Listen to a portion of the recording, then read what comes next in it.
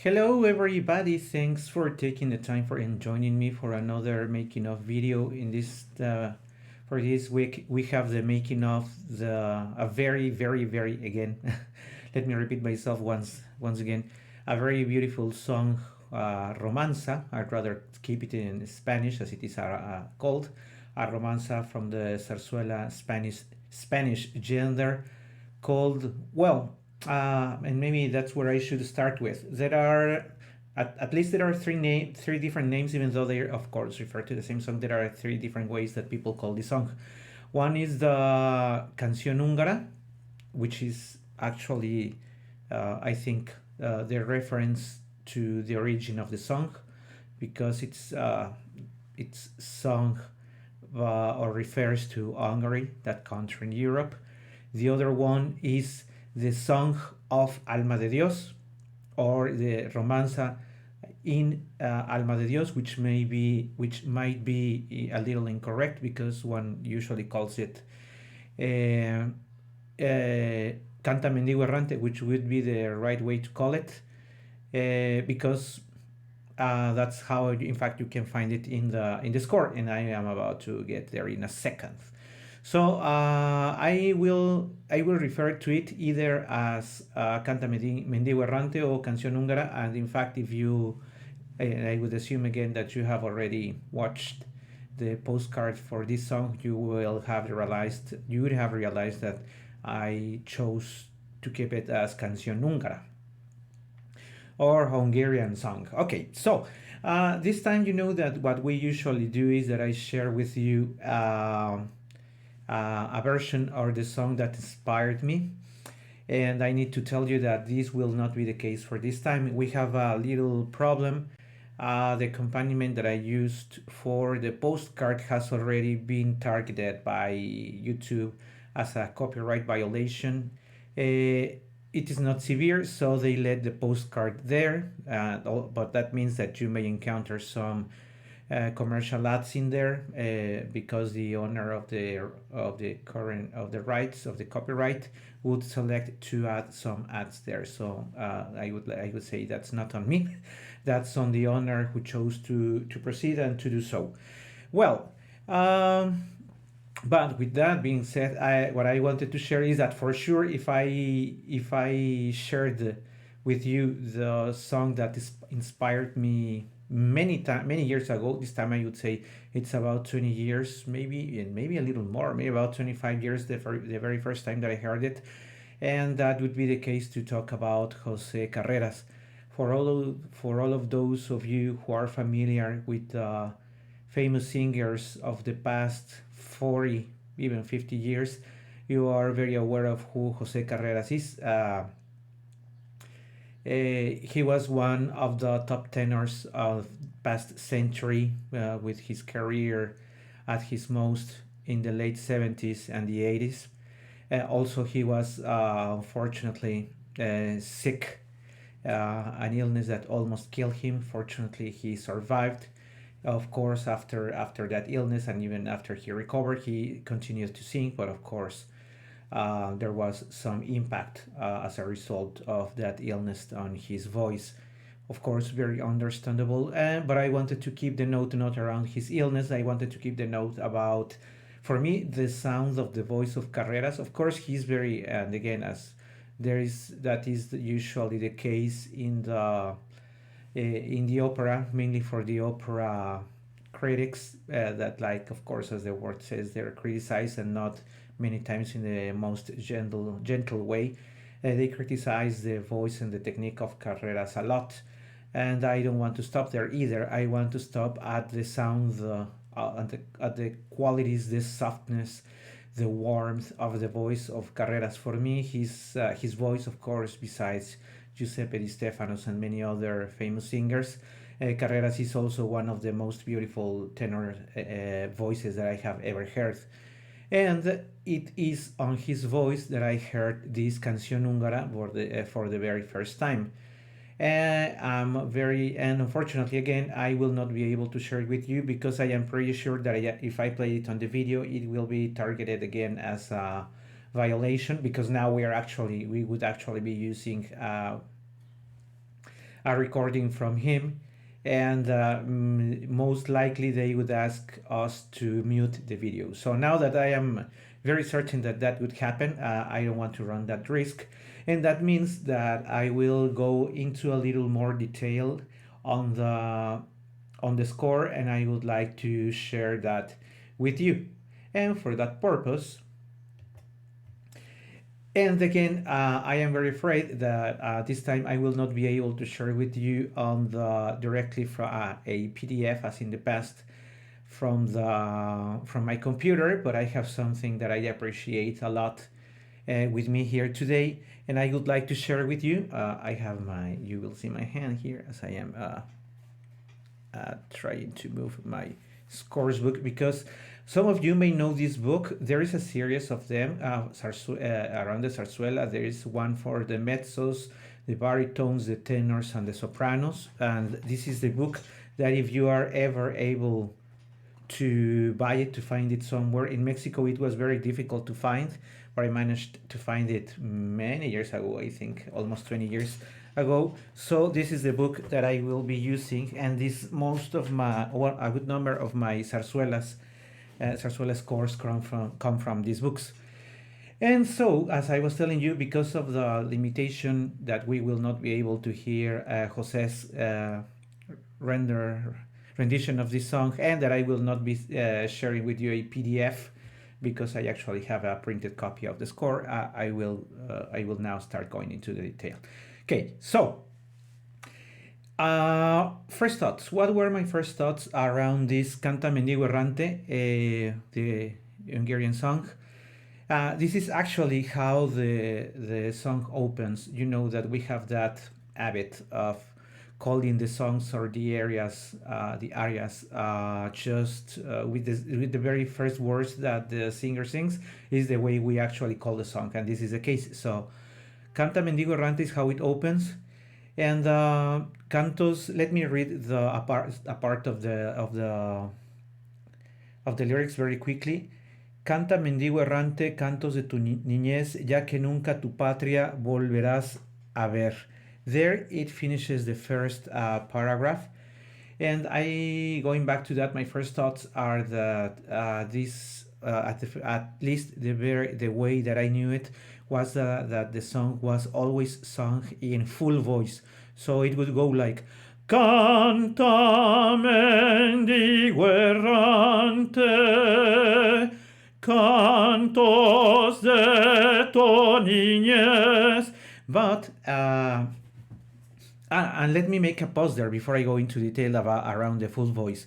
As you noticed, this is the selection of romanzas for baritones, and you may be also very aware that most of the famous versions that are available on music stores are from tenors, not from baritones.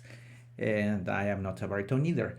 And there is an explanation for that, and it has two sides, right? At least two. One of them, tenors, of course, like to sing beautiful songs, and this Canta Mendigo Errante is a very beautiful song that falls very well within the range of the voice of a tenor with a very few adjustments. But it is not only that it is easy for a tenor to sing this, it's also because the opposite to what happens in the opera, the baritones in the zarzuela are not that. Let me see if I can explain it. The baritones in the zarzuela are more like a high baritone, which puts them easily closer to the tenor voice. Opposite to what happens in the opera, where you may have baritones with a very center and strong, not only center, but low voice and very dramatic. The zarzuela baritones are not like that. They are more like light voices and more tender. They tender more towards to the tenor's voice. So that's why not only the music is very beautiful, but that's why a tenor can go easily into the baritone repertory in the zarzuela. So it doesn't mean that there are not strong baritone voices in the zarzuela. Of course there are, but it is just a particularity of most of the scores that can be easily transported and sung by a tenor. So with that explanation, going back to the full voice, and again, as I have shared with you in the past, the more you study a score, the more you rehearse it, the more you try to go deep into what has been written, the more you find nuances and particularities and things that need to be done differently. Starting with this, I remember that after having sung, I have sung it informally a good number of maybe 100 times in the past 20 years. And I remember that I always kept singing it full voice, but now that I went into detail in it, I remember that I realized or I felt that the whole song, and if you went through the description of the postcard also, you noticed that I called it that it is full of nostalgia. And of course, the lyrics, that's exactly what it tells us. This is the story of a beggar, a person who doesn't have a home and who is wandering around the world, missing all the time his homeland and his beloved one. So if that is the story, the story of a person who doesn't have anything, not even love, it cannot be sung, in full voice and full of joy and cantame. It has always, and you may have already noticed it, that the rendition on the postcard is like somewhere between very sad, uh, like in a continuous depression, like feeling, I would say forgotten, but I would say like feeling not loved, feeling very lonely. That is, in fact, how I thought that the song had the romanza had to be sung. After I reached that conclusion, there was no way I could escape from that sensation. I always try to rehearse it. So you may have noticed that the tone of the voice, instead of saying cantamen, it went more like cantamen diguerrante, cantos de tu niñez. And of course, you know that when I record this making of, I usually do not go either full voice in one hand because I am so very close to the microphone, and you may all have to adjust it. The limiter sometimes does not work to perfection. So, but what I wanted to share with you is how the tone of the music goes, or my first change was from full voice to this tone of sadness, of trying to keep. Um, Trying to keep the strength from within yourself but always feeling so lonely. And when you go to the next part of the song, which is around here, and I know that you are not able to read it fully to perfection, and remember that this is copyrighted material, so there is no way I can share it in full with you. But look again, and now here it says, ya que nunca tu patria volverás a ver. In the verb, you see that you keep the same note, and until you have also the new, you have here another note. You keep this note. You see for 3, 1, 2, 3. But there is something in fact, I have one of the recordings that I did while I rehearsed it. This is not the one I published, but I wanted to call your attention to that. That going to ya que nunca tu patria volverás a ver. The more I rehearsed it, the more I felt that keeping the word ver, you see, the word see or watch, I felt that it really didn't go like that.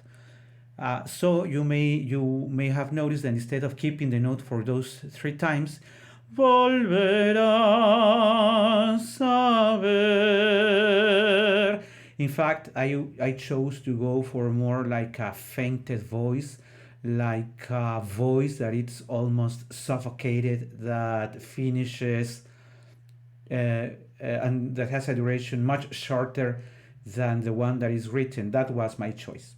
You may have already realized it, that that's the way it goes, but that's because I think when you say volverás a ver, it is more natural to rap it like that, to feel all that sorrow that you cannot even keep that note going for 3 times instead of saying volverás a ver. You say volverás a ver. You see, for me, this second option makes more sense. Again, you know that I keep saying that in all the making of videos. You don't have to agree with me, but that's how I felt, and that's how I chose to go for it. Now let's keep moving. For the song, you have a little moving on ahead with it. It says, Hungría de mis amores, patria querida, llenan de luz tus canciones mi triste vida, vida de inquieto y eterno andar que alegro solo con mi cantar. And it's the same case here, because after saying, Hungría de mis amores, tararira, you say, mi triste vida, vida de inquieto y eterno andar que alegro solo. And I apply the same criteria here. Instead of saying con mi cantar, I say cantar, making it much more shortly and making the voice faint, disappear, full of sorrow, even losing the impostation there, because what I wanted to express here is that it is so painful for the singer to transmit this emotion that it is even hard for him to keep a note or to keep the word like cantar, cantar. You see, the emotion is different when you say cantar than keeping the note. Of course, the author may decide to kill me because that is not what he wrote. And that is the case for all the endings that go like that. As I was just explaining, trying to wrap it up even shorter. Let me see. I think there is something something that I would also like to share with you. It goes, the same case goes here. Ave perdida, nunca he de hallar, oh nido amante, donde cantar. If you go like this, cantar, and then you jump to cantar, you say cantar, a pause, canta vagabundo.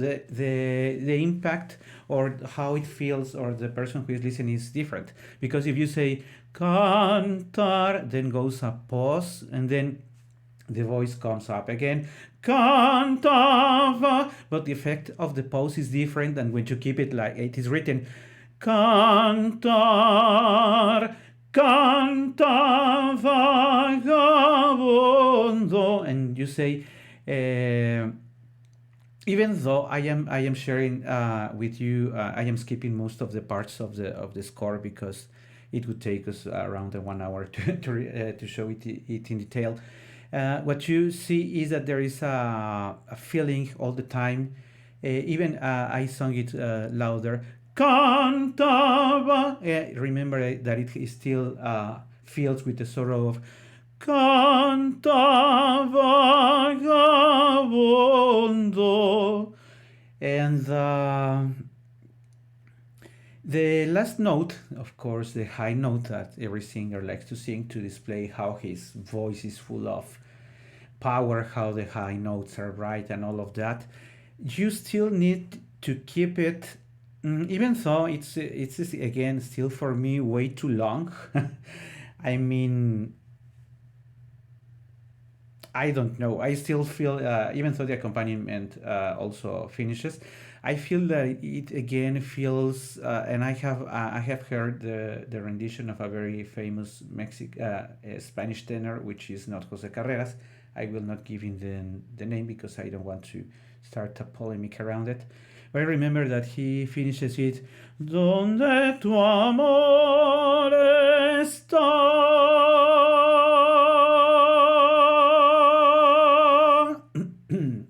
Sorry. And that I have to clear my throat. But I don't know if you agree with me. I don't feel like keeping the star for too long. Also feels weird. Again, I think that it has to be short. I understand that the desperation and sorrow of this man wraps this song with to sing, and maybe your song will reach your love wherever she is. You still have to wrap it shorter. Those are my thoughts, even with or not music of the accompaniment. I feel that keeping the notes for much longer in this song that goes a little against the tone of the people, of the person who is actually singing it. Well, those are my thoughts. And again, I would like to insist that I really, really, really love this song. Now that I have the time to study it further and discover a lot of things in it, I hope you enjoyed it as well. Let me go to that comment again. I don't want to convince anyone on anything. I am just sharing my point of views, my own interpretations. Everyone is can have his own, and we are all free to disagree. But the important here is that we love music. I appreciate that you took the time of meeting me again here in another video, and I hope that I have the chance of seeing or meeting you sometime very soon. Thanks everyone. Bye bye.